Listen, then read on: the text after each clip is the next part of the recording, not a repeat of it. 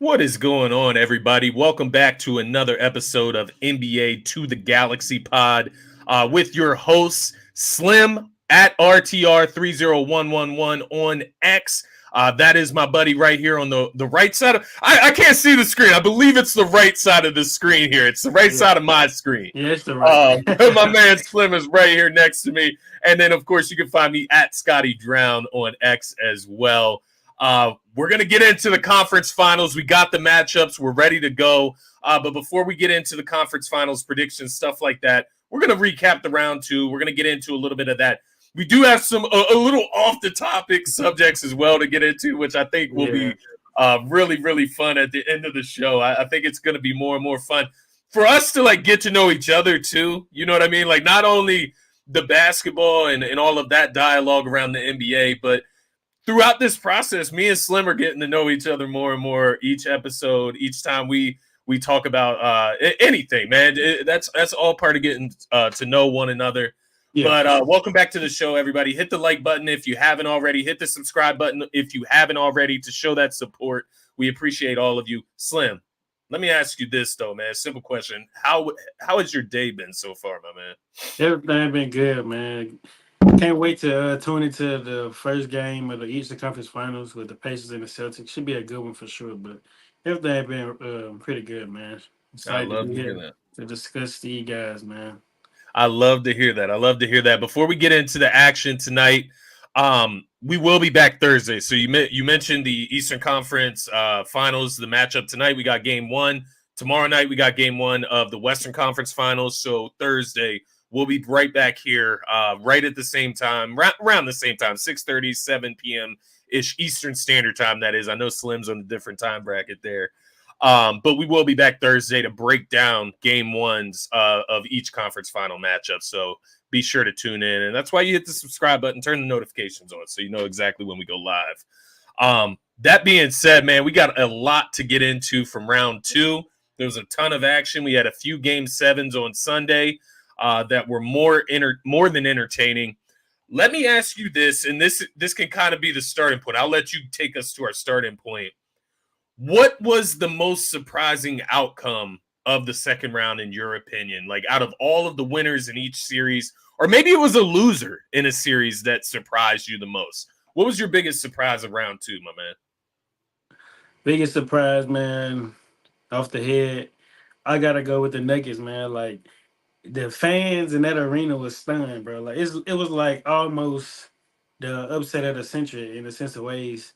Like The way it happened. yeah, the Yeah. way it happened, like they stunned those guys, man. Like it was dead silent in that arena. But yeah, I would definitely have to go with the Nuggets. Like the way they went out, it wasn't a good way to go out, man, for sure. Because if you think about it, like you go back to Game 6, like Yeah. obviously closeout games are the most hardest games when it comes down to the postseason and whatnot. Everybody knows that, but for them to get blown out the way they did in Game Yeah. 6 was just a message sent from the Timberwolves, like we still here, like.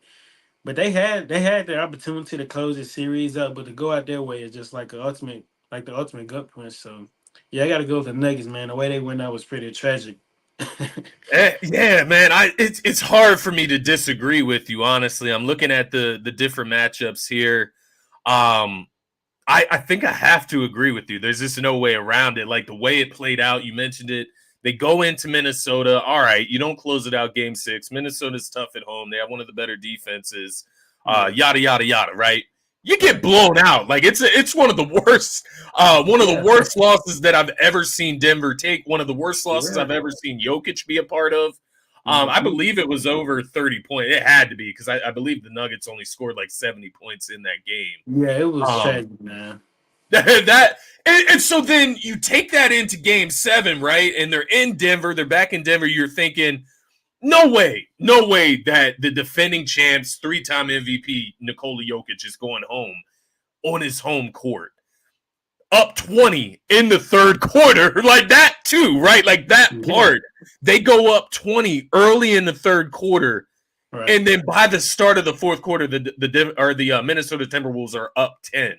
And I thought that was beyond crazy to see.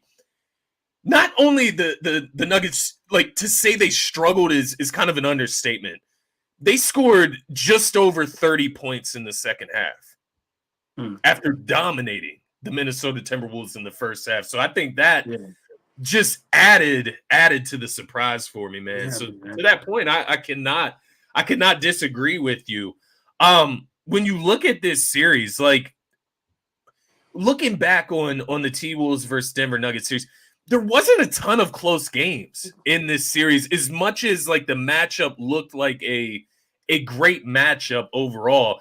I'm curious on your thoughts overall of the series, outside of like just being surprised that Denver lost the series. What were your thoughts of the matchup? Like, as you flowed through this series game by game, were you kind of all over the place? Like, you had Nuggets one game winning the series, and then the T. I'm just curious your thoughts there, man. Yeah, man, for sure. Like when the Nuggets won 2 games in a row, I thought that the Timberwolves kind of screwed up then. Like when they let the Nuggets get that momentum. Well, actually 3 in a row. My bad. They won 3 games in a row. Yeah. And I was like, then okay, it may be over. But then when they went to, as you mentioned, Minnesota, they didn't get the job done. But not only did they get the job done, it was the way that they got blown out. And it was just like, hold up, now we may be on to something here. So yeah, I could definitely see what you're coming from, like, back and forth, like you don't know who's going to win or whatnot. But yeah, it could go either way. But it was definitely a lot to take away from this series, man. I mean, I got to give Carlton Towns his props, bro. Like, I'm glad you said that. He stood his ground defensively. Like I'm going to issue an apology because I was one to say that they should trade this guy, but he held his own against the Joker. I mean, it got to the point where the Nuggets would rather get the matchup with Rudy Gobert on Joker than Karl Towns, and that says so much, bro. Like, this is the defensive player of the year we talking about, and they would rather have him go on the Joker than opposed to like Nas Reed or Cat. So yeah, I gotta give him his props there too. But yeah, man, I definitely understand what you're coming from too. Like that last game, like you can kind of sense that it was coming because like the Joker, he was settling for so many threes opposed to like getting to his get to his bread and butter, like the post, the pick and roll with Jamal Murray and whatnot. And I definitely knew it was over when Rudy Gobert hit that post fadeaway mid range shot, man. I don't know if you seen I was gonna bring that up. Yeah. I definitely knew that it was over when he hit that shot. Gobert got in his bag, bro. Gobert got in his bag. Hey, let me know if you can hear me. I know you flashed there for a second. You good now on my end? I can't hear you though. All right, we'll get him back in a second. Nah, but I knew that once Gobert got in his bag a little bit in the fourth quarter, going up against Jokic, hit the turnaround fadeaway. But like, not only did he hit the turnaround fadeaway, he also hit like a little hook shot before that, or something like that. It was like a layup or a hook shot, something of that nature. We're getting Slim back in here. Get the Slim Reaper up here. Yeah, we back, bro. We good, man. Glad to have you back. Just commented it because not only was it the turnaround fadeaway jumper from Gobert, bro, but the play before that, he got in his bag a little bit. I believe he had like a hook shot, or maybe he went to the free throw line 2 consecutive times or something like that. Hit his free throws though. That was the big part of that. But no, that's a great point about Jokic. He did seem like he was a little tired. The commentators were talking about it at the end of the game as well. And he did. He settled for 10 3-pointers, which you don't usually see him chilling out in the perimeter like that, man. Right. But Michael Porter Jr., bro, he had a pretty dismal series against the Minnesota Timberwolves. Not the greatest matchup for him, if I'm being honest. I just don't think it's a great matchup. They got a lot of different options they can throw at Michael Porter Jr. 7 points, 3 for 12 in this game 7 matchup, 1 for 6 from the 3-point line. I bring this up because there were a lot of Nuggets fans online after this game. One, talking about Jokic and his supporting cast. And I guess you could say Jokic and Murray. Murray went off in this game. He had over 30. But there was a lot of comments I saw flowing from Nuggets fans on X talking about, Jokic's supporting cast. There was only Murray and Jokic that went into double figures in this game. Then I started to see the comments getting a little bit more pinpointed towards trading Michael Porter Jr. this offseason. They're over this experiment. They don't like this experience. I'm curious on your thoughts there. Michael Porter Jr. specifically, and the thought of the Nuggets moving him, because I just feel like he is a pretty good fit next to Jokic, but I can also understand why you'd be pretty upset with what you got from him in this series. Um, I mean, yeah, I could understand like from a fan perspective, like the frustration. You know, you want more out of him or whatnot. But the thing is, though, like you shouldn't just be so quick to like try to trade the guy unless you just That's get kind of yeah, something that you just cannot turn down. I understand, but that doesn't like he had a bad series. So what? Like it happens. You know, we can talk about Jamal Murray if you want. Like his yeah, best game was that last game. I felt like in yeah. this series, honestly, like. Really, his only good game, if we're being Yeah, completely if we're honest. being completely honest, like this Yeah, whole playoff, he's been mid. Like obviously, he hit the game winners, the 2 game winners against the Lakers or whatnot. But he hasn't just had like a game that until like game 7 that he had. But I understand the Denver Nugget fans' frustration. I find it to be funny how like when you lose, now you want to like start to talk about trades and different things like that. But where was this energy before then? But like the Nuggets' main concern should definitely be getting the Joker a better backup big. Like I'm sorry, man, but DeAndre Jordan ain't gonna get it's it a good done, point. man. Like there was a reason he was gassed. And he only settled for. I mean, and he settled for 10 threes. Like the Joker, he can shoot the threes, but that isn't really his strong suit. So Played 47 yeah, minutes. he Yeah, only he only missed like 1 minute that whole game, and you can start to see it play a toll on his body. But yeah, if I'm the Nuggets, I just want to move MPJ. Like he has a bright future ahead for sure. yeah, and I think the floor spacing is just something you can't match at his height. Like he's Yeah, what, 6'10"? 6'10", good Yeah, I rebound. mean that type of floor spacing from that type of he has athleticism too. It's not just the height as well, right? Yeah, Like he had a lot of athleticism coming out of college. But I do agree with what you said. Like if you we're talking about Jokic's supporting cast right now, and this is the same supporting cast minus Bruce Brown, basically, right. that won the NBA championship last year. So I think it is just a little. Let's see what they do next year, right? Like if Michael Porter Jr. flounders out next year in the postseason, then yeah, maybe you move on from him because he did it 2 years in a row. But you're coming off a championship win. Yeah, I mean, he can't I hit the just I paint, feel but like now is not the time, bro. nah, for sure, bro. It's not, man. It's really I not. think you go out and you like you said, I think you do need to get a backup big, and it's so funny you bring that up because it's such a big talking point in Philadelphia in general. Because Hmm. we look at Embiid's backup bigs, it's cost us playoff series over the years not having a proper backup for Joel Embiid. So Yeah, you bringing that up, I can relate to that yeah, for Nikola Jokic because what are they supposed to do? Throw DeAndre Jordan out there at center? Like, is that what we're doing? Throwing 35-year-old DeAndre Jordan out there in the yeah, postseason? yeah, Like, I man. don't think so, man. I don't Yeah, think so. Peyton nah. Watson's solid. He's a power forward. Aaron Um, Gordon was in foul trouble in this game. So if you don't did they- have him, yeah, there to give you some minutes when Jokic is off the court, that yeah. hurts as well. Small ball Um, five. Don't they got that guy Najee, Zeke Najee or something like that? Zeke Naji, he has some talent. But He's six six. nine, but he's athletic. He's Yeah. athletic as No, hell. normally at one point he was playing the backup five for them at one point during the season.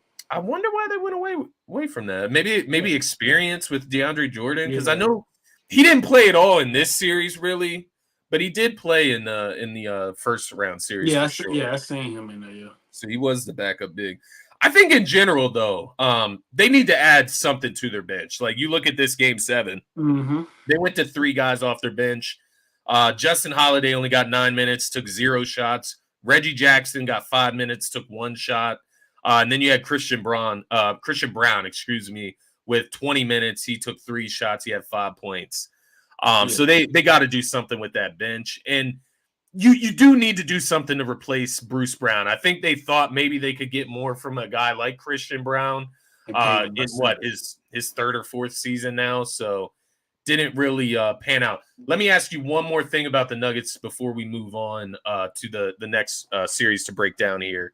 But Nuggets, totality, whole season, success or failure, in your opinion? The way they went out was a failure for sure.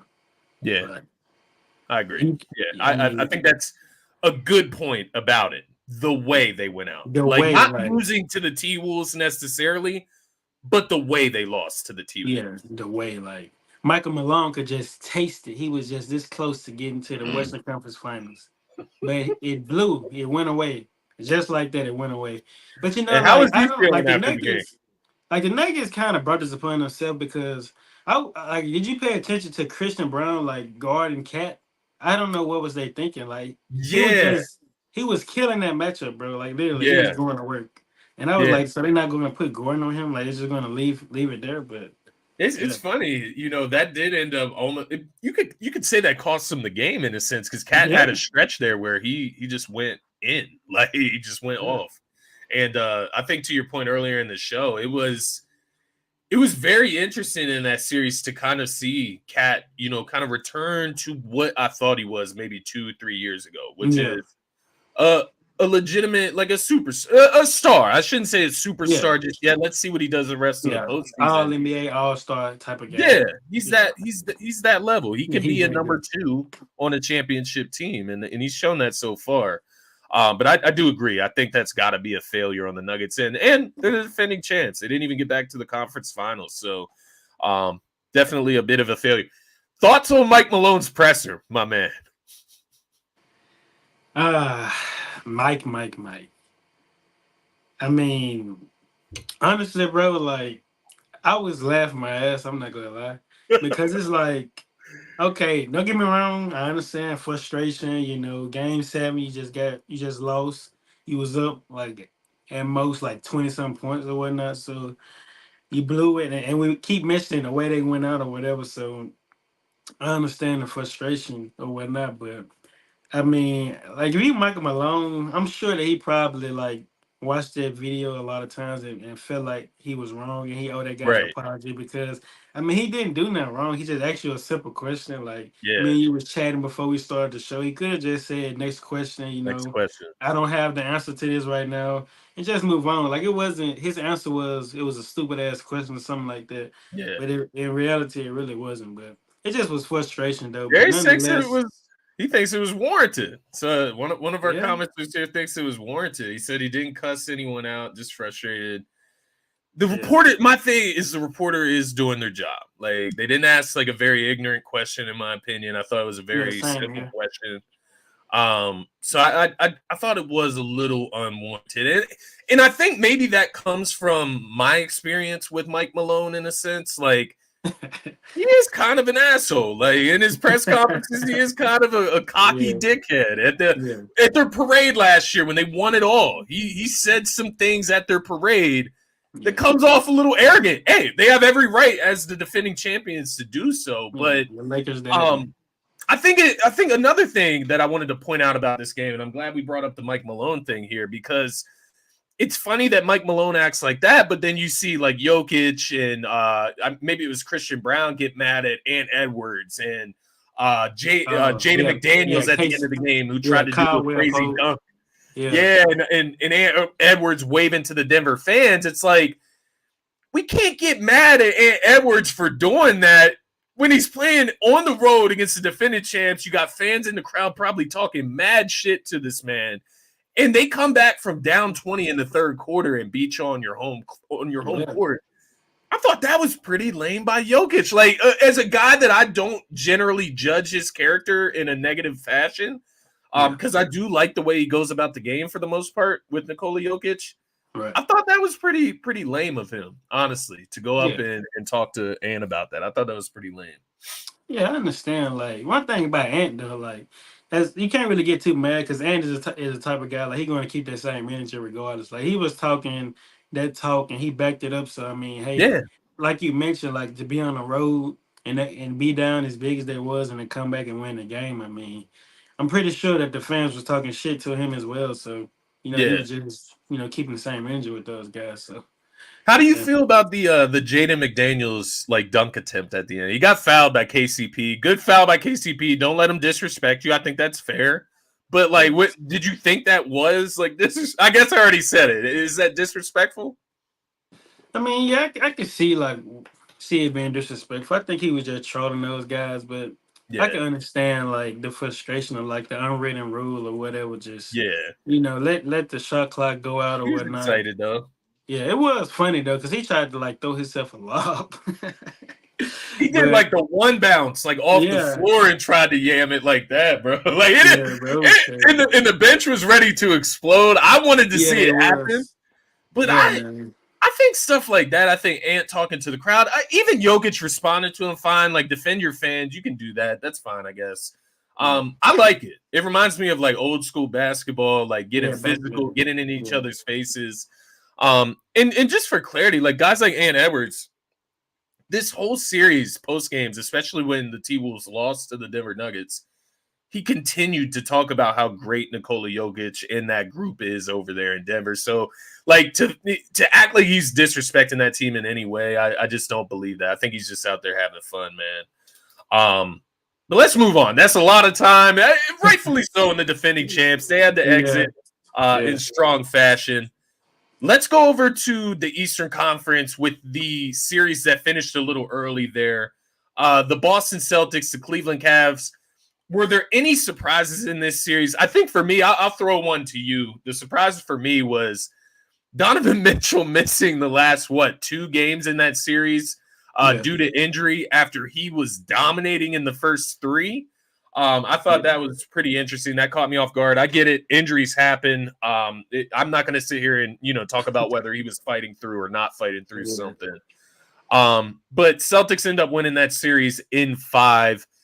Where do you go next if you're the Cleveland Cavaliers? We talked about this a little bit last week, but let's really think about it here. Like, where do you go next if you're the Cleveland Cavaliers? Because there's already the rumblings trading a Donovan Mitchell.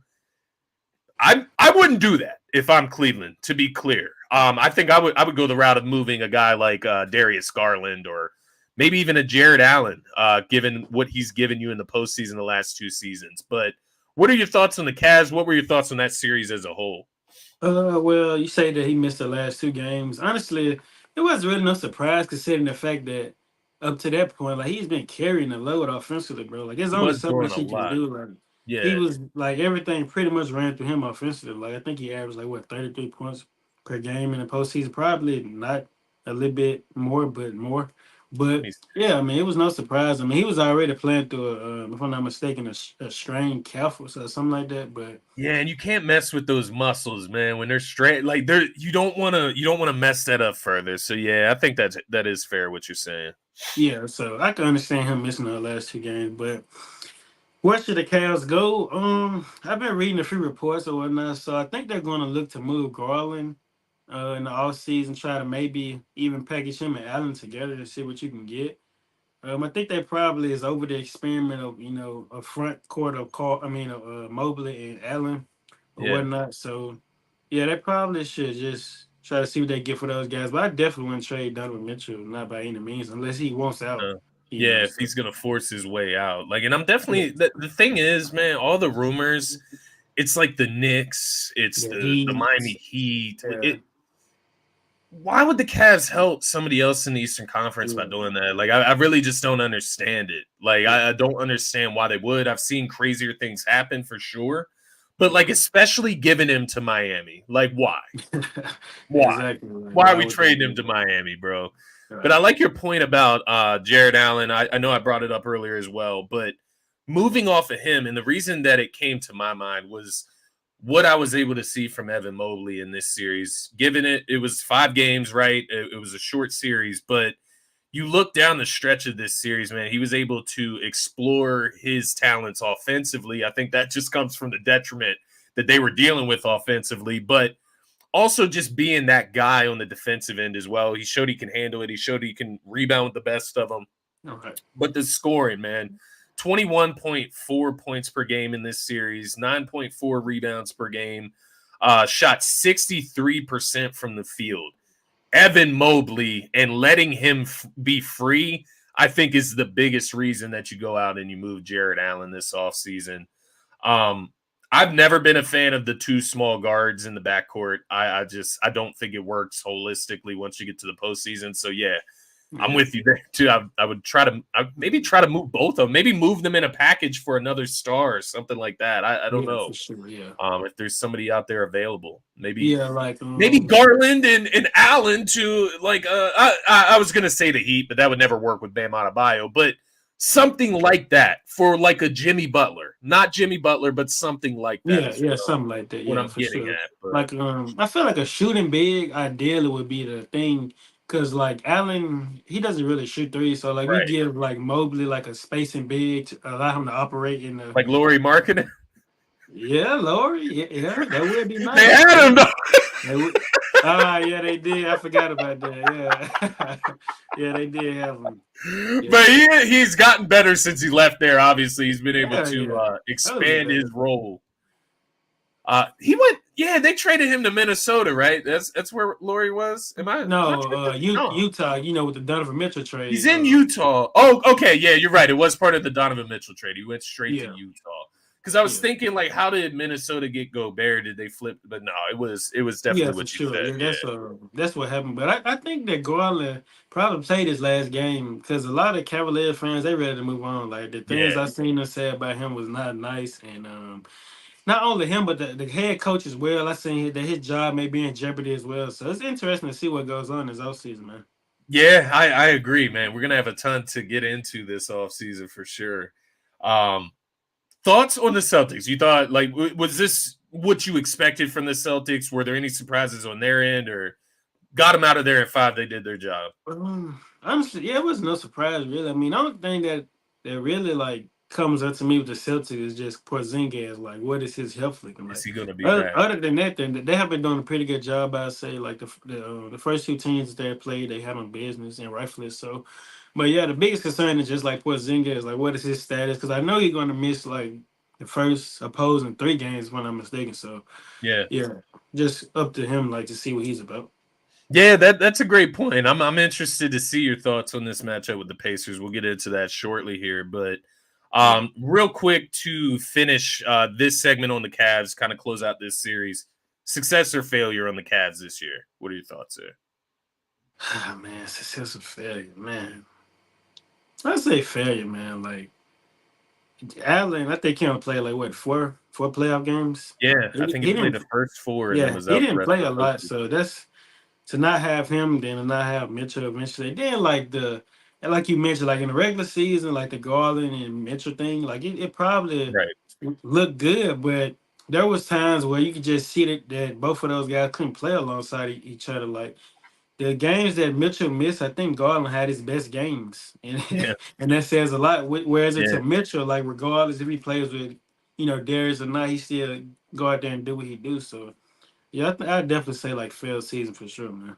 Yeah, I tend to agree with you, honestly. I know it sounds kind of crazy because they got to the second round. They played the Celtics, who are by far favorites in the Yeah, Eastern yeah. Conference. I get that, but they beat the Magic in the first round. What that went 7 games against the Magic, the young Magic team Oh with yeah. Paolo, no floor Yeah. spacing. Right. They were able to take care of business against them. Then you come out and you get a Celtics team that obviously is the favorite, but you only take them to 5 games. Donovan Mitchell sits out the last 2. You don't have Jared Allen. I think overall, you would have to go with a failure because we wouldn't be asking these questions about personnel, moving Jared Allen, moving Darius Garland, if it didn't fail, right? So Yeah. I think that's You pay that's a those great guys a answer lot of for it. money, so Yeah, they need to show up, simply yeah, put. simply. Let's talk about the other Eastern Conference matchup. We had the Pacers in that game 7 on Sunday, able to take down the New York Knicks, able to come back in that series and handle business. The Knicks, man, their fans, they gave us a standing ovation getting blown out in game 7. There's been a lot of talk about that, specifically kind of their reception for losing the series. You have OG Anunoby start that game. He goes out in the first quarter with a strain again after hitting a couple shots. Wasn't able to return. You obviously had the Mitchell Robinson injury, the Bogdanovich injury. You have Jalen Brunson get injured in the game 7. I believe he broke his hand. Is that correct? Yeah, yeah. He Broke his broke his hand. hand, He fractured was it. not able to come back. I may be forgetting some injuries. I won't lie to you there. Yeah. Um, Thoughts on this series as a whole? Went 7 games. Pacers take it, and the Knicks go home. But it feels like their fans aren't too disappointed in what transpired, I guess. Yeah, and rightfully so. I had the Pacers in 7. I don't know if you remember, but I said I had the Pacers in 7 to begin with. You So I just did. had to throw that out there. But Because you got me thinking in that. Yeah, because I yeah, wasn't sure. yeah, I had the Pacers in 7 because the thing is, like we both talked about, like with Pascal Siakam. So he had some good games against the Bucks. I think Yeah, like the first 2 games, but since then it kind of like went down. And yeah, I just had like some faith in him that he eventually like get it going, and he did in Game 7. I think he had his best game in this series. So, yeah. well, the past 2 games, I think so. Yeah, just to see him go out there and do that, that was cool. But I'd say this is a success season for the Knicks. You got to think about the circumstance that's at hand here. I mean, they didn't have their second best player at all this postseason, Yeah. Julius Randle. He that's like 24 points per game missing. And then on top of that, like you mentioned the injuries, like with Bogdanovich going down, OG eventually, Josh Hart got injured, Brunson broke his hand, um, Mitchell Robinson. It was a lot of key guys that got injured during this Yeah, playoff run. So I mean, I can understand why the fans, showed a token of appreciation, clapping or whatnot, yeah. and let them know that they're not too mad at them or whatnot. But yeah, I definitely said it was a success season for them for sure. I like the answer. I think you're being fair. I obviously have some bias associated with myself when it comes to the Knicks. Oh So man, I'm not gonna. I'll put that at the forefront. I'm not gonna lie to yeah, everybody out there and act like I'm not salty still. yeah, But yeah, it rightfully is so. funny. It is funny because this comment right here, like the Knicks have Randall, they could have kept winning. And I saw a bunch of Knicks fans saying this, and I don't disagree. I'm not saying that Randall is like this horrible player that he gets painted out to be all the I time. disagree. But wasn't it Knicks fans telling everybody that the Knicks were better without Julius Randle? I Huh? believe those conversations Huh? were happening. Like the Yeah. Knicks are better without Julius Randle. That's why they beat the Sixers. They didn't have Julius Randle. And Yeah. now we're gonna use the Julius Randle. It's all good. I'm trolling. I'm gonna troll. I'm gonna keep trolling Knicks fans because that's just what I'm gonna do. I don't like them. I don't like the Knicks. But I will say this: the Knicks do play hard. They did play hard this whole postseason. They played through injuries. It took Jalen Brunson breaking his hand for him to have to go out of this game. You had Josh Hart, you mentioned, with the abdominal strain. OG Anunoby goes out, so on and so forth. We've gone over it. Yeah. They were still able to get into the second round. They were still able to beat a Sixers team. For my money, I know I'm a Sixers fan, so I'm biased. For my money, the Sixers were a more talented team than the New York Knicks. New York Knicks were able to take care of business in that series in 6 games.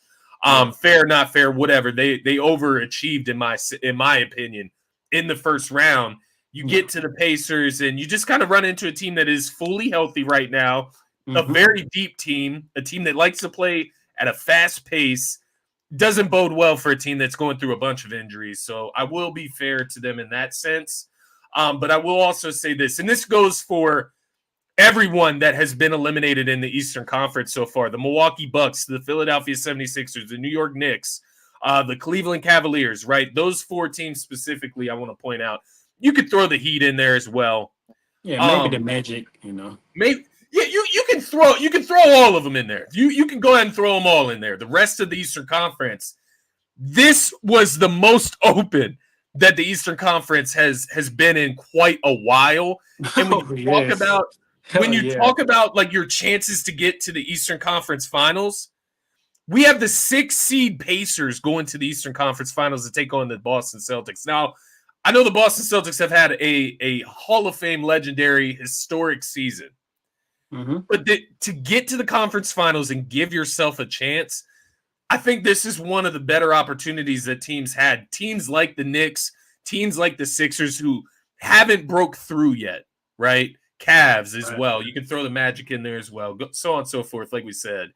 But this felt like the year for the Knicks of the world, for the Sixers of the world. Mm-hmm. Shout out to the Pacers. They're taking advantage of it, and rightfully Yeah, for so, sure. man. Yeah, rightfully so. Did Yeah. you ever think that Tyrese Halliburton could be a number one that like leads his team to the Eastern Conference to a conference finals? Like, did you ever picture Halliburton like that? Maybe 2 years ago,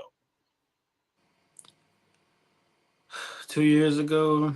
like a number one on a conference finals team. How was fun. Yeah, I seen the potential with him. Like when he was with the Kings opposed to him with the Pacers, like you could just tell the difference. The way Yeah. he go about things. Once he got to the Pacers. playing with that irrational confidence. It's like constantly getting it extended in him. Like I could see the potential. Like I'm a huge Tyrese Halliburton fan, so yeah, I definitely could see the vision for sure. But Oh, we got a one more Sixers thing on the fan Knicks here. though, bro. Like you mentioned, like with the Yeah. fans, they said about Julius, right? So the biggest Yeah. Nick fan in the world, Stephen A. Smith, he went ballistic on Julius Randle the way he played last year in the playoffs. Like it got to a point, I think, where Julius Randle even responded to him on Twitter or something. So Yeah. I find it to be interesting that Knicks fans say that it would have been a different outcome if Julius was playing. Like me personally, I don't believe in Julius when it comes down to the postseason because he hasn't proven anything yet. Yeah. He's proven time and time again to constantly struggle or whatnot. So yeah, it's interesting. And I totally disagree with that. I don't think that you can just plug Julius Randle alongside Brunson and just think everything's going to work out. Hell no, it's not that easy. It's easier That's said the than done, thing. man. Because Brunson, or excuse me, Randall is a guy that needs the ball in his hands to Mm-hmm. score. He's not the best Right. spot up scorer. He's not a Right. spot up shooter. He can do it. Don't get me wrong. Yeah, he He's a can pretty do it. good 3-point shooter, but he's just not that. He's not known for floor spacing. He's known for creating off the dribble, right? And Right. I think that's where it gets a little clunky. I'm not saying it wouldn't work, but maybe Brunson doesn't have the postseason that he has if Julius Randle's playing. Maybe Dante DiVincenzo, for example, doesn't Yeah. have the postseason he has if Julius Randle's there. And I do think those are some bright spots. You got to see what Jalen Brunson is at his peak. You got to see Dante DiVincenzo. He can be a guy in the postseason. He has some big nuts on him, man. He hits some shots. I'll give that to Dante, bro. Yeah. But yeah, I wanted to go back to Darius's comment here. Def felt like he could be a point guard on a conference final team, but I don't know about the number one. Talking about Tyrese Halliburton there. Hmm. Um, yeah, I'll throw it back to this because it was something that came across my feed on X the other day. But the opportunity the Sixers had to trade Ben Simmons for James Harden versus Tyrese Halliburton. One of the local reporters, Keith Pompey, here in Philly, did report the other day that the Sixers did have the opportunity to obtain Tyrese Halliburton in that trade. And so, to be fair, at that time, I remember I was riding the Tyrese squared motto, like Tyrese Maxey plus Tyrese Halliburton in my backcourt with Embiid. That's the future. Like Tyrese squared is what I wanted to call it in the backcourt Yeah. there. Yeah. Yeah. And there was part of me at that time, and I put it out there on X. You can go look it up if you want, but I put it out there that while I'm not unexcited about the James Harden trade, I was ecstatic about James Harden. He's a Hall of Fame player, top 75 player. I thought adding him to Maxine and B gives us a chance at a championship. No duh. But I did look at Halliburton as the more coveting type of player for Yeah. what I wanted for the Sixers, which Yeah. is not only right now, but also the future beyond Right. Embiid, right? Yeah. Because we don't know how long Embiid's going to last into his 30s. That being said, I didn't know that he could be a number one on a conference finals team. I thought to Darius's point here in the comments, 15 assists a game. I thought he could definitely be that point guard, that Steve Nash-esque type of guy, that Yeah. That's 15 assists, 20-point type of games, that type of stuff. yeah. But he gave us some 35-point games, some 32-point games against the New York Knicks. He really showed his Yeah. stuff, man. And I've been more, even as somebody who thought highly of him back probably 2-3 years ago, he's kind of surpassed my expectations, quite honestly, already. So Yeah. For sure. Pacers are an interesting team moving forward, man. Yeah, for sure. Like when I look at like this certain situation, I look at Pascal more the number one option, but Tyrese Halliburton is a strong Scoring, number right? two. Yeah, That's fair. from a That's fair. scoring points, like Tyrese Halliburton, you mentioned with the assist or whatever, he can get the team rolling, and Yeah, rightfully so. But the thing is, like sometimes when he do that, like the opposing team's defense can forget that he can shoot the ball pretty good. He that's can a get good to the point. rim, knock down mid range shots as well. So, yeah. Yeah, no, I think that's a good point. And when you talk about Pascal, I'll save this point for the Celtics. Actually, we'll get into the Pacers a little bit more in that series because we got that game rolling up in about 23 minutes. So let's get to this Mavs OKC matchup real quick. Get them out the way. Um, that being said, we look at the Mavs, we look at OKC. The Mavs get them out of the way in 6. I was kind of surprised that they were able to get them out of the way in 6. I thought it would go 7. Yeah. The first thing I wanted to ask you, foul or no foul on SGA at the end there? What did you think of that That is an call? obvious foul, bro. Like I tweeted out about that. Like I'm not gonna lie, bro. The NBA, I swear, bro. Like the refs, I try my best to spare them because I know that everybody's not perfect, right? Yeah, it's hard. It's hard though. It's just so hard. Like the Yeah, NBA gives me so much vibes that it's rigged because as a coach, like it's an obvious foul. Like he hit his hand, so there's no need to challenge. So when you challenge it and then you lose your timeout, you couldn't even advance the ball. Like if who was at the free throw line? Was it Lively at the end or something like that? But whoever, like, regardless if he missed or made no, it was PJ it's Washington actually. PJ Yeah, so Washington. Yeah, regardless if he makes both free throws, now you can't call a timeout to advance because you just right, challenged a obvious foul, like he hit his hand as he shot it. right. So it's just crazy, man. Like I guess Adam Silver made that call, man. That end of game situation is tough for me because I do agree with you. I think when you look at it, especially in slow mo, I mean it's a clear foul. That's a clear foul. Um, I think there is the narrative that's going around the Twitters of the world, the X's of the world, the Instagrams, all of these rumors or conspiracy theories with refs, and I think it fuels some of that dialogue in these situations where that's a foul, right? Like that's a foul. Like we don't need to really Yeah. discuss it. It's not really controversial. But I think when you have the inconsistencies from referees and then you have a call at the end of the game that Mm-hmm. ultimately does end the game, I think that's where that dialogue comes from. At the end of the day, it is a foul, to your point. But what I'm getting at is one of my pet peeves, man, is just losing a game off of a call. It just it's the worst way to lose a game, in my opinion. I mean, there's Yeah, for injuries sure. that happen where you don't have a chance then if somebody gets injured, like a Jalen Brunson, for example. But Okay. calls at the end of games, they frustrate me. I prefer to see the ball go in the net to win the game. It did at the free throw line, but to your point, it's a foul at the end of the day. And I think in the other side, if the Mavs don't get that call, then you have the other side calling out the refs for saying that they tried to force a game 7. So there's Yeah. going to be no winning at the end of the day for referees when it comes to reality. But they can be a lot better. That being said, in the NBA, looking at it from OKC's side, SGA balled out in this series. Man, he Um, didn't. it was sad for me to see SGA go out. No lie. Like I wanted to keep watching him play. He's very enjoyable to Yeah, watch. I will for say sure. that. Very He's a talented. such a talented player, bro. I don't even know like what else to say about it. Like he's so good, like at Yeah, he's everything really in a good. Yeah. sense. Um, thoughts on OKC's season, right? Like, did they overachieve? Did they underachieve?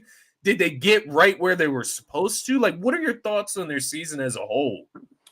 Well, I'm gonna dive into a little bit of the things that they gotta get done this off season I like that. in Yeah, order do for that. them to continue to keep competing with the best of them. But I will say this: I don't know if you've seen it, but I've seen a lot of people saying that there was the fake number one seed, this, that, and the other. And I'm like, bro, that is not the case. Like, you gotta understand, It's like, not this is a fair. young team. They on the come up. Not much experience outside of Gordon Hayward and Bismack Biyombo. And those guys didn't really play heavy. And Gordon Hayward has something to say. I don't know if you've seen that, but he was I did. frustrated. Yeah, he was frustrated. He didn't get a lot of playing time, which I could definitely understand. Like, he's a vet. He's been in the postseason. He kind of knows what it takes. So I know he's older now and whatnot. But yeah, man.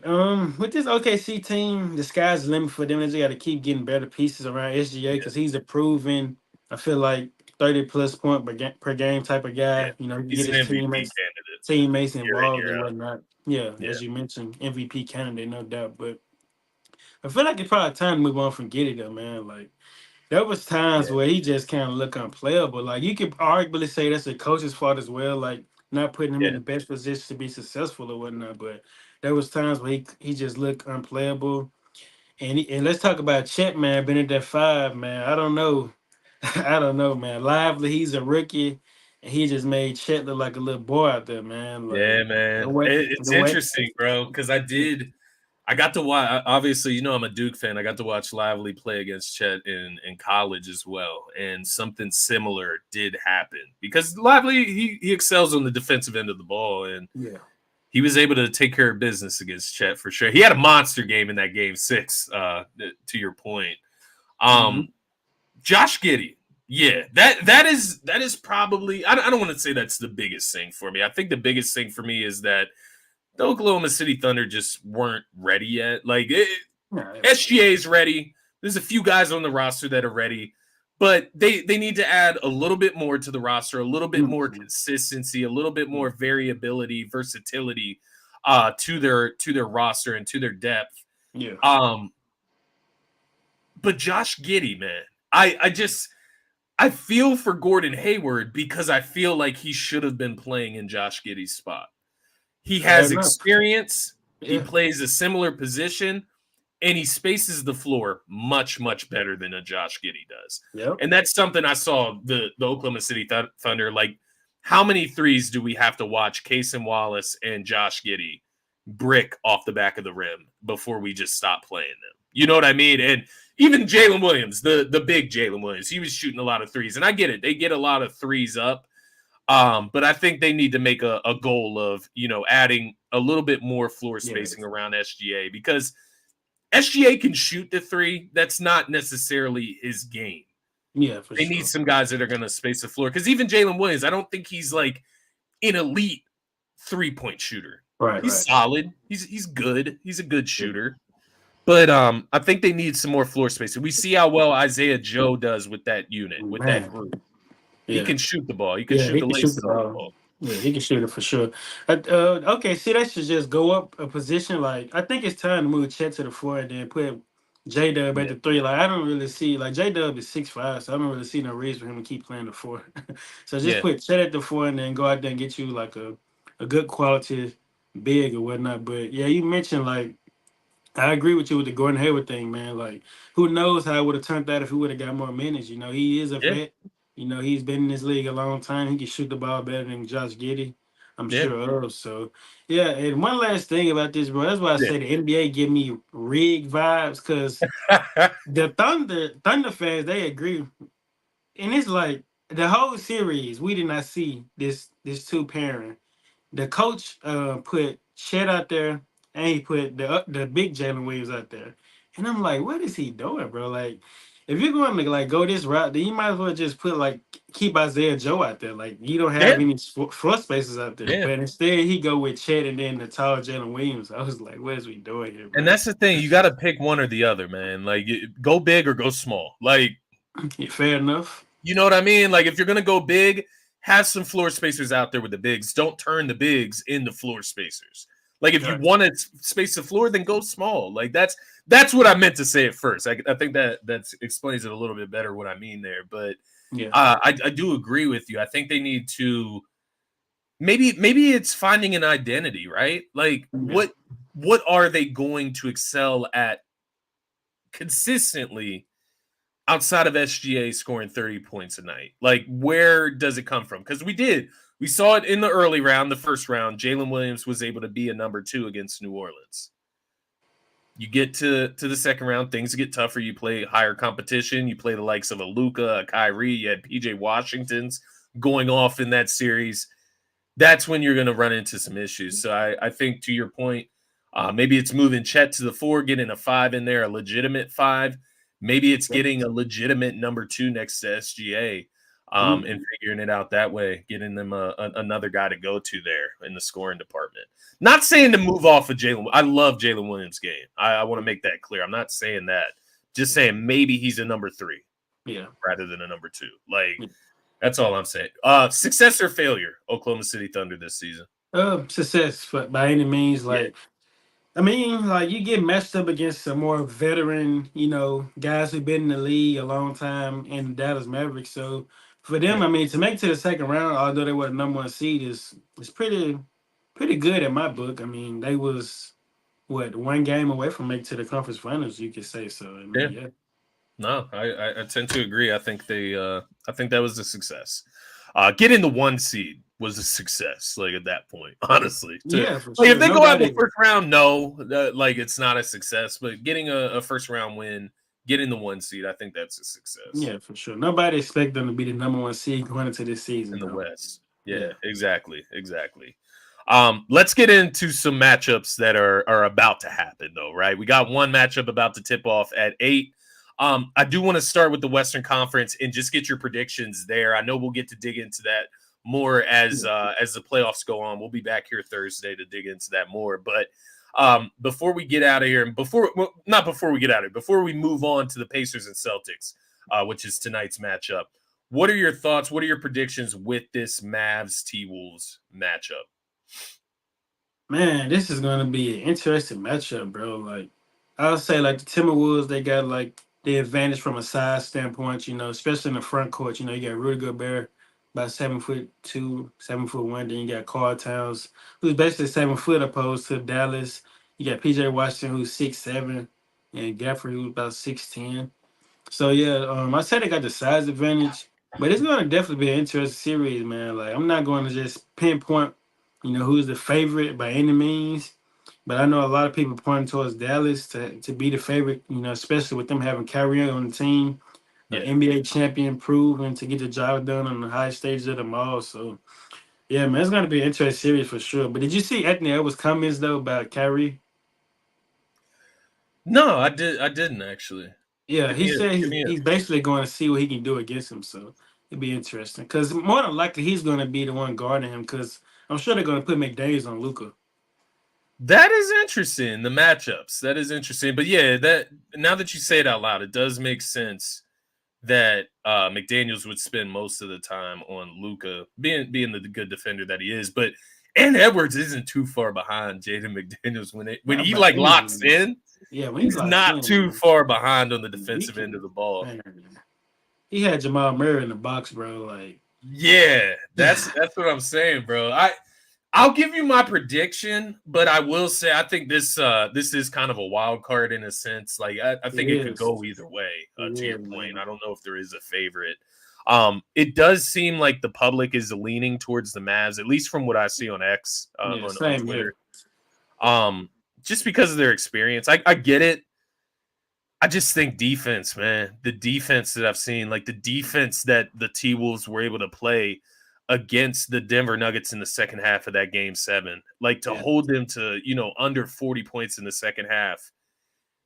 I don't know. It's hard for me to bet against that, it honestly, because is, man. when It shots really aren't is. falling, they go to the defense, and Yep, that's their calling exactly. card. Yeah, exactly, man. Like, I'm gonna it's go with the tough. T Wolves. I'm gonna go with the T Wolves in this series. Same here, bro. Same here. I could see it going 7 though. Yeah, I could 6 or yeah. 7 at least. For sure. I think I'm gonna go to T Wolves too, man. Like you mentioned, like with I say the Dallas Maverick got those guys beat offensively, but I think defensively the Timberwolves got them guys beat because it's like don't get me wrong, I will give Dallas their credit. They have been a lot better defensively in the playoffs. So yeah, but I think I go with the Timberwolves too, man. That defense win you championships, so and they got arguably the better two-way player in the NBA right now, and Anthony Edwards on their team. Yeah, So yeah. That is going to be interesting to see what comes of this series because you do have two high profile superstars in Luka Doncic and Anthony Edwards, and we're going to get to find out who's ready for this moment right here. I do think Karl Anthony Towns is kind of a big mismatch in this series. Like I know the Mavs got bodies to throw, guys like PJ Washington, the Derek Jones Juniors of the world, yeah, even a for Derek Lively, right? live, yeah. I don't know. There's something about this matchup that I don't like for the Mavs against Karl Yeah, Anthony Towns. not only just Karl Towns though, like even Rudy Gobert to a certain extent, just being able to battle for those rebounds. But I will Yeah, say this, like it's going to really be a testament to how they're going to defend Nas Reed when he come off the bench. Like, do you go small he putting brings energy PJ? in there. Do Yeah, you go small putting PJ at the 5 opposed to bringing in Lively? Can you depend on Lively to guard Nas Reed on the perimeter? Is going to be yeah. interesting, man. It is interesting. Yeah, and they got Gafford. That's another guy we haven't spoken about there. So they'll have some bodies to throw. T-Wolves and Mavs 2-2 this season during the regular season. In the matchups, the reason I brought up Karl Anthony Towns, first matchup, 21 points, 17 rebounds. Second matchup, only 10 points, 8 rebounds. Third matchup, 24-7. And then the fourth matchup, 29-9. So he did kind of dominate the Mavericks during the regular season.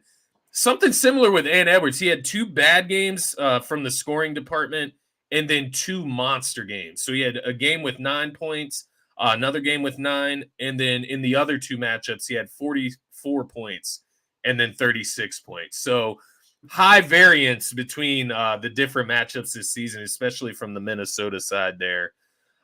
Game 1, who do you got winning game 1? Man, I'm gonna In go Minnesota. I'll go with the Mavs, man. I think that's still game win. Surprise them. I like that pick. I like that pick. And what we've seen so far in the postseason shows you it isn't over after one game. That's for damn sure. So Mavs can win that and still lose the series by all means. I know we just picked the Timberwolves in that series, so something interesting to think about there. Moving into tonight's matchup, we got the Pacers taking on the Boston Celtics.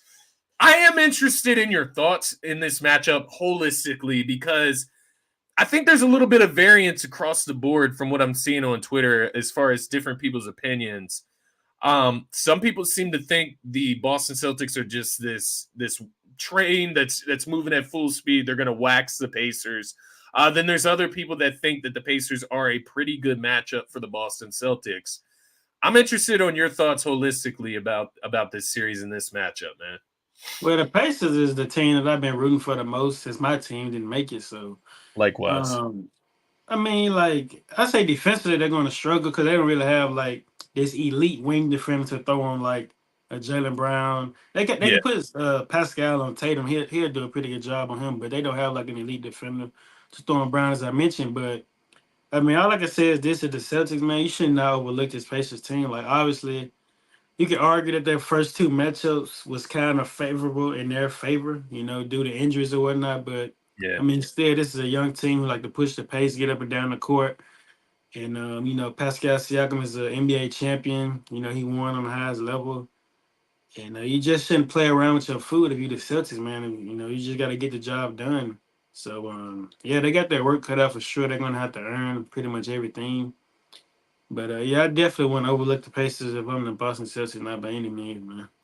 That is that is exactly where I'm at with this series. Honestly, the Celtics are the juggernaut, and rightfully so from what they did in the regular season and the postseason so far as well. Yeah. But don't sleep on the Pacers. Like, give the Pacers their respect. Give the Pacers their due credit for what they've been able to do this season and so far. In the postseason. I think something that gets lost about the Pacers is, before the Halliburton injury, after the in-season tournament, the Pacers did go to the in-season tournament championship. Like, I'm not saying that's the playoffs. I'm not saying that means anything in the postseason. But I do think it means something to the talent level that they're able to play at when they hit their ceiling. And when you look at what the Pacers do well, it's an interesting matchup for the Boston Celtics because the Pacers, they're not going to lock you down, right? And the Celtics, they're going to score a lot of points. They do that. They have a bunch of options. But the Pacers can score with anyone in the NBA. And that's why I think it's such an interesting matchup. If the Celtics allow the Pacers to play at that high tempo, that fast pace, a lot of points, playing to their game, I don't know. It's going to be interesting, and I think the more people sleep on the Pacers, the more interesting, the more of a chip on their shoulder that they get. Mind you, the Pacers did win 3 out of 5 matchups with the Celtics this season. Regular season, once again, doesn't mean anything come postseason, but they were able to get the most of them, the better of them in the regular season. So I'm with you, and I wanted to point this out earlier. I saved it for now because you brought up Pascal Siakam earlier in the show, and it is something I heard during the broadcast on Sunday as well. So I want to give the broadcast credit for that because I didn't think of this by myself, but I personally forgot that Pascal Siakam has won an NBA championship. Yeah, He does have that experience. Like yeah, he he does. has done that. Trust me. He Yeah, he wasn't a did. number one, but he does have that experience nonetheless. Yeah, he was And you mentioned him as the number one scorer for this Pacers team, and I thought that was interesting because I tend to agree. I think yeah, he's the go-to guy when it comes to scoring the basketball. yeah. A lot of people tend to forget that Pascal's the NBA champion, bro. You're not the only one. Trust me. Yeah, A lot of like analysts have been saying that as of late, but trust me, he won a championship against my team, so I have no other choice but to remember this. But yeah, that's Pascal, man, like during that run, like you can argue he was a strong number 2/3 because I think at the time like Kawhi, maybe you could say Kyle Lowry was a two, but he was definitely like putting out some performances like 20 points per game. I mean, 20 points here, 20 points there. So yeah, he can definitely score with the best of them. Like when you talk about an elite like power forward in the league, like his skill set, he got like a nice skill set, be able to do the mid range post game, be able to shoot the three, play make, get to the rim. So yeah, man. The Celtics should not overlook this Pacers team, not by any I means. agree. I agree. Um, you start to like wonder though, like let's just say just hypothetically speaking, like Yeah. if the Celtics were to fall to the Pacers, what's next? Like, do you hit the panic button? Do you trade Brown? Do you just Mm, hit the rebuild button? Like, what's next? Because here's the thing, though. Like, I'm pretty sure you've seen you keep up with a lot of things as well. So it's the thing of it's a like, real okay, question. The Celtics been made it to the conference finals the 6 out of the last 8 times, if I'm not mistaken. So it's like, okay, well, how many times are we going to keep saying, well, they made the conference finals or whatnot? I think we're past that now. Like they have proven that, They're beyond that. yeah, they're beyond that, bro. Like they only made it to the finals once. They lost to us, and rightfully so. But you start to wonder, man, like what would things look like if they were to fall short again? Yeah, no, it's a great question, right? Because they got to this point last year, lost to the Miami Heat. To your point, haven't been to the finals since they played you guys. So to your point, yeah, I think it's a fair question to ask. Honestly, what is next? And you bring up like the obvious answer because who else do you move on from, right? Like Derek Exactly. White isn't making enough money to make it worth it, right? And he does Right. his part for the most Yeah, part. he does his part. Um, Drew Holiday does a pretty good job. sorry, hold up. All right, my bad. I just got a weird text over my phone. I was just seeing what it was, making sure no emergencies. But nonetheless, man, I do love this matchup. I think tonight is going to be a hell of a game, and like you said, I think the Celtics shouldn't sleep on the Pacers ultimately. Looking at game one of this series in Boston, let me ask you this first: how important is this game for each team? If the Pacers win this, like, how important is it for the Celtics to win this game? And what would it mean if the Pacers were to win this game somehow? It's very important for the Celtics. I mean, just to set the tone, just go out there and get the job done. I definitely agree with Darius. I do think the Pacers will still game one for sure. But yeah, it's definitely important for the Celtics just to set the tone. Just go and get it out the way because they are the favorites for a reason. So just go out there and get it And done. Man. that is why I asked that question because once you lose, then those questions start creeping back up, right? And I, that's when the doubt starts to creep in. That's when the I pressure mean, starts to creep in. And that's you when things brought it get in. tougher. Exactly. Like it's funny you mentioned that, bro. Like when they lost to the Heat, there was so much brought up about the Celtics. Like, oh man, here we go again.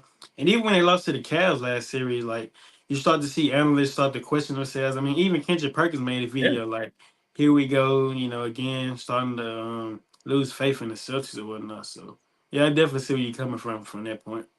No, I do. I tend to agree, though. I think the Celtics they better win tonight. Darius thinks the Pacers steal game one tonight. He's calling it now. Who do you have winning this game? I got the Pacers for sure. I got them still a game, man. Pacers. You got them. You got them. You got the. So you said the Pacers for sure. You said that. Yeah. For sure. I For got them still in sure. game Yeah. one. Lee. Okay. I love the confidence. I will give you that. Interesting. Okay. Yeah.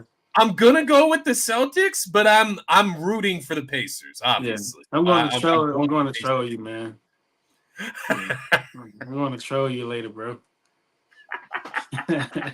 Team Tobias, man. Team Tobias. Hey, no, I knew you were. I knew you said the word troll, and I knew it was coming, bro. I knew it. I knew Oh it. man, Tobias Harris better Oh get the max man, contract, man. nah, that's craziness. That's craziness, bro.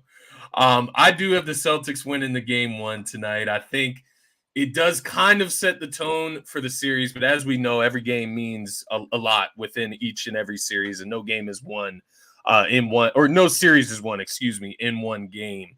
Yeah. I do think the Celtics come out, set the tone tonight, but it's going to be interesting to see how they progress throughout the playoffs. No Kristaps Porzingis, right? Yeah. Um, that being said, I do have the Celtics winning this series. I think it will go a little bit further than what the public thinks. I think it's going to go at least 6. Yeah, at least Um, 7 for sure. In my who do you got opinion. winning the series? The Pacers, man. No, but the Celtics, like I got the Celtics winning overall though. Overall, you got the Celtics. So Yeah. I feel you. So you actually got 2 upsets. I believe Minnesota. Yeah, Minnesota is a 4.5 point favorite at home tomorrow. You got 2 upsets in game one. Both road teams winning game ones of their series could set the tone the rest of the way, man. So it'll be huge if that does take place. Yeah. No doubt. Uh, I know you wanted to get into one more thing before we get out of here, brother. I mean, yeah, like I wanted to bring it up, but then it's something else I thought about too. Like, is it do you want to discuss the Kendrick Lamar and Drake thing, or do you want to discuss the NBA all defensive teams? It's up to you. Because I seen it came out today. The NBA all defensive teams. I didn't see the teams. Do you got them Yeah. in front of you by chance or no? I can look it up right fast, but I do know that the first team consists of Victor, Rudy, Bam, Anthony Davis, and who's the fifth? Um, but yeah, you see how the new rules play a toll in it. Like you see, I just named 4 bigs that's on the first team. Like I haven't even mentioned a guard or a wing yet. That is crazy. Yeah, so let's look it up. So Yeah, yeah, you I got would like to know yeah, who the so yeah, four guys. Herb Jones. So you got Bam, Anthony Davis, Rudy, Herb Jones, and Victor. That's the all defensive first team right there. So I mean, what are your thoughts? Do you feel like anybody was snubbed, or are you cool with the list? It's so tough with the new structure of it. Yeah, It just doesn't seem fair, right? Like it doesn't seem like it rewards guards for what it takes. And you look around the league, the reason I find that so odd that guards can't get rewarded in a sense yeah, is there's not that many talented big men in the league, like from a scoring standpoint, right? Like yeah. there's Fair enough. there's Jokic, there's Embiid, obviously on the offensive end. There's guys like Cat, right? Anthony Anthony Davis. Davis. Yeah, yeah, You have a few other guys you can throw out there. Kristaps Porzingis is a pretty skillful big. There's a bunch of guys you could throw in there, but not to the level of guards. So I think when you have like great defensive mindset guards on your team, I think they should be rewarded. But ultimately, it's hard to say with the new stipulations that go along with the defensive teams to say that somebody got like snubbed. yeah, yeah. Do any of those guys not deserve to be on an all defensive team? I can't say that, right? Like I Yeah, can't say they don't deserve it. It yeah. is just Fair enough. interesting to see the trend, though. Yeah, for sure. And then you mentioned the guards though. Like before I name the second team, you go back to when Marcus Smart won Defensive Player of the Year. Up to that point, it had been quite a while since a guard had won it since Gary Payton was in the league, and Yeah. that was quite a while ago. So yeah, I understand what you're saying as far as that. But yeah, our defensive second team consists of Alex Caruso, Drew Holiday, Jaden McDaniels, Jalen Suggs, and Derek White. So I mean, mainly guards, and then you Hold got up. Hold on. Hold one. on. I think I missed some. Jaden McDaniels didn't make first team? No, he didn't make first team. Herb Jones made it over him apparently. All right. Interesting, Yeah, man. that would be my discrepancy. I love Herb Jones. I do. I love Herb Jones, but I feel like Jaden McDaniels has to be on that list. Maybe Yeah, they did that because Gobert, like you fair. didn't want to have two people from the same team on the I I mean, fair enough. I mean, they got Drew Holiday and Derek White both on here, and they it's play for the tough. same team. But I will say this: the last year, I was kind of pissed that McDaniels didn't even make it at all last year. Like I think Dylan Brooks got in over him. I didn't like that at all, man. Because I mean, he was just good defensively all season long. So yeah, but Alex Caruso had actually something to say about this. Him making a second team. I gotta find it, but yeah, I mean, what are your thoughts on the second team? You agree with it or? I guess my complaint would be that maybe one or two of those guys belong Yeah, all defensive first team team. one, Yeah. and then some of the other guys belong on the second team. It's not fair what's getting done to those wing defenders. I would say, man, honestly, because I do believe like guarding wings, guarding guards in today's NBA, it's so difficult with the way It fouls are is, called, man. like It staying really out of is. foul trouble, like. I don't know that the Jaden McDaniels one. That one rubs me the wrong way, bro. I need to go and look at this a little bit deeper and look at the numbers from this season because I like ain't mad at it, man. Like I that's feel not you adding coming up to from. me. I feel you coming from for sure. Alex Caruso, he's another do it all type of guy. There's some guards out there, man, that really can defend at a high level. It's It is, interesting. man. It's a lot of guys that didn't even make the list. I mean, it's It's almost like a rebellion ever since Marcus Smart won Defensive Player of the Year, right? Like now we have to rebel back and give yeah, credit to the big guys. I get it. Like they do defend the paint, they control things in the lane, like a Rudy Gobert, Bam Adebayo's of the world. Those guys the anchor of the defense is what I'm trying to say there. But yeah, I guess at the end of the day, you can have just some discrepancies with all of it, right? Like I thought SGA should have got MVP over Jokic, like so on and so yeah. forth. But um, yeah, I would like to see some of these guys get their respect going forward. Because like Jaden McDaniels, I just find that so interesting because I thought he would be at the for a big part of the season. He was in talks for Defensive Player of the Year. Yeah, he So wants to. to not make first team, I don't know. I like Herb Jones a lot though, so I can't complain about Mm. that too much. I feel like all three of the finalists made it, right? Like Rudy, Victor, and Bam. Like what those are three finalists for Defensive Player of the Year. So all Yeah. three of those guys made first team. So So that I guess that's consistent then from yeah, that yeah, I guess it's standpoint. fair, but you know, Be interesting. It's something to watch going forward. Definitely, yeah. I that's what I mean, would say about it. now that you see that it's like a positionless thing now, like I can't wait to see the All NBA teams. Like, Yeah, it's, yeah, that's gonna be where we're really gonna have some discrepancies yeah, because it's going to be wild, man. this season was loaded with guys playing at a very very high level, and there's gonna be some new names in the mix for those teams as well, and in higher tiers in those teams. So it's going to be interesting, man. We got a big game to get to tonight. So let's go Sure. ahead and get out of here. As we mentioned at the beginning of the show, we will be back Thursday, same time, roughly. I know that game's a little bit later, so maybe we start exactly at 7 p.m. like we did tonight. But we will be back. Be sure to hit that subscribe button, hit the like button to show your support. Be sure to get involved in the comments like our guys Darius, TR. We had Hunter in here today.